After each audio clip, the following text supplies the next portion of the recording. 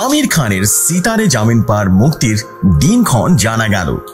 2007 সালে বলিউডে মুক্তি পেয়েছিল আমির খানের ছবি তারে জামিন পার। বক্স অফিসে রীতিমতো হইচই ফেলে দিয়েছিল এই ছবিটি।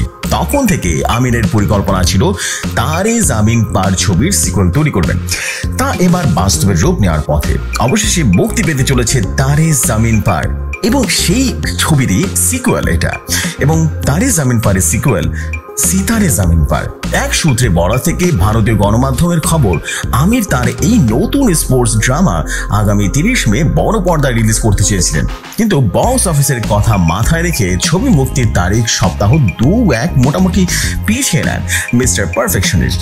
জানা গেছে ছবির 30 মের বদলে মুক্তি পাবে 22 জুন এবং 20 জুনও হতে পারে সেটা। ছবির সম্পাদনার কাজ ইতিমধ্যে শেষ হয়ে গেছে। অভিনেতার ঘনিষ্ঠ সূত্রের দাবি, ছবিটি স্পোর্টস ড্রামা হলেও ছবিতে হিউমার এবং ড্রামার নিখুঁত মিল থাকবে, যা আমিরকে ছবির বীরত্ব তৈরি করবে। ছবিতে কোন ভূমিকায় দেখা যাবে আমিরকে তা নিয়েও রয়েছে জল্পনা কল্পনা। কিছুদিন আগে এক সাক্ষাৎকারে নায়ক বলেছেন, ছবির চিত্রনাট্য শুনে আমার গল্পটা পছন্দ হয়েছিল, তবে ছবিতে আমি মুখ্য চরিত্র নয়, ছোট্ট একটা চরিত্রেই থাকবো।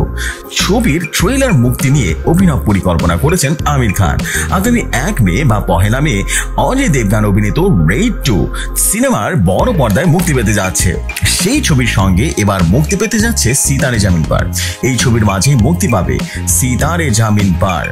তো যাই হোক, এই ছিল আজকের নিউজ। আমাদের রেডিও শহরে সাথেই থাকুন।